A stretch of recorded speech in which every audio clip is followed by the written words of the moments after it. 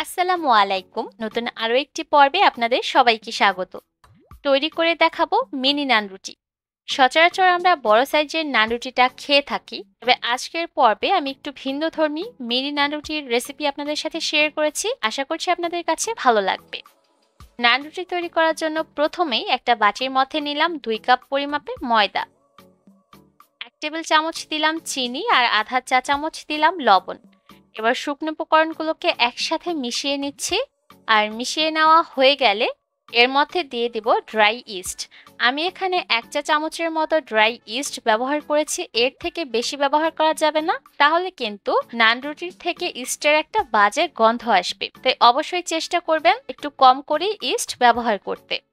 সবকিছুকে আবারও মিশিয়ে নেওয়া হয়ে গেলে এবার এর মধ্যে উষ্ণ গরম পানি দিয়ে একটা খামির তৈরি করতে হবে। পানিটা এমন গরম হবে আপনি একটা আঙুল কিছুক্ষণের জন্য এই পানিতে চুবিয়ে রাখতে পারবেন। পানিটা কিন্তু একেবারে ঠান্ডাও নেওয়া যাবে না, আবার একদম ফুটন্ত গরমও নেওয়া যাবে না। কুসুম গরম পানি আমাদের ব্যবহার করতে হবে। এবার অল্প অল্প করে পানি দিব আর এই খামিরটাকে মাখিয়ে নিব।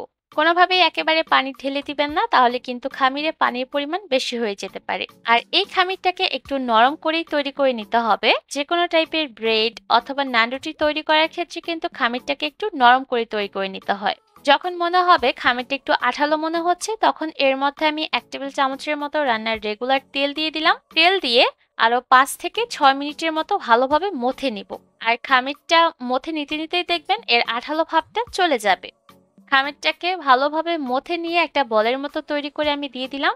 তারপর এর উপর সামান্য একটু তেল মাখিয়ে নিয়ে এই খামিরটাকে রেস্টে রাখবো কমপক্ষে 2 ঘন্টার মতো। আর এই 2 ঘন্টার মধ্যেই দেখবেন খামিরটা ফুলে 3 গুণ হয়ে যাবে। আমি এই বাটিটাকে একটা ঢাকনা দিয়ে ঢেকে রেখেছিলাম। আর দেখে নিশ্চয়ই বুঝতে পারছেন খামিরটা কিন্তু ফুলে একদম ঢাকনার সাথে লেগে গিয়েছিল।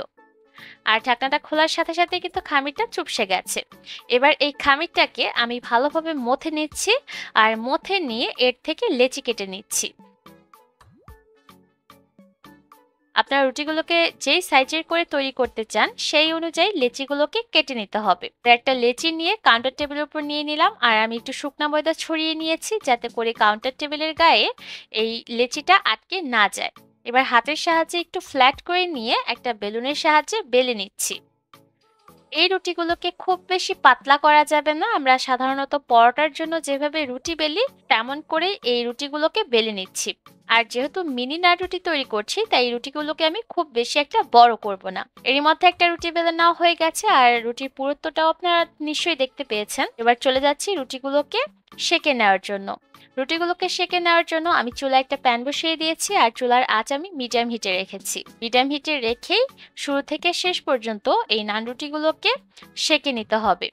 কোনোভাবে চুলার আঁচ বাড়িয়ে দেওয়া যাবে না, তাহলে দেখা যাবে উপর থেকে খুব তাড়াতাড়ি রং ধরে যাবে কিন্তু ভিতর থেকে কাঁচা থেকে যাবে।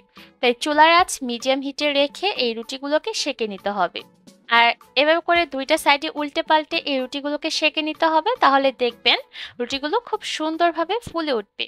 আর রুটিগুলো ফুলে ওঠার প্রধান শর্ত হচ্ছে চুলার আঁচ মিডিয়াম হিটে রাখা, আর একটু পর পর এই রুটিগুলোকে উল্টে পাল্টে দেওয়া। আর যে রুটিগুলো দেখা যাবে ফুলে উঠছে না, সেই রুটিগুলোকে চেষ্টা করবেন চামচ দিয়ে একটু চাপ দিয়ে দিতে সাইড দিয়ে, তাহলে দেখবেন সবগুলো রুটি খুব সুন্দরভাবে ফুলে উঠবে। একইভাবে করে আমি বাকি নান রুটিগুলোকেও তৈরি করে নিব আর চলে যাব এগুলোকে সার্ভ করার জন্য। একটা রুটি আমি আপনাদের ছিঁড়ে দেখাই, আর দেখে নিশ্চয়ই বুঝতে পারছেন বড় সাইজের রুটির মতোই কিন্তু এই রুটিগুলো ভিতর থেকে অনেকটা সফট হয়েছে। তৈরি করে নেওয়া এই মিনি নান রুটিগুলো আপনারা চাইলে চিকেন চাপ, চিকেন কারি অথবা গ্রিল চিকেনের সাথে সার্ভ করতে পারেন। আর চিকেনের প্রতিটা আইটেম কিন্তু আমার চ্যানেলে অলরেডি আপলোড করা আছে, আমি ডেসক্রিপশন বক্সের লিঙ্কগুলো দিয়ে রাখবো, আপনারা চাইলে দেখে নিতে পারবেন। আজকের মধ্যে এখানে বিদায় নিব। সবাই অনেক ভালো থাকবেন। আল্লাহ হাফেজ।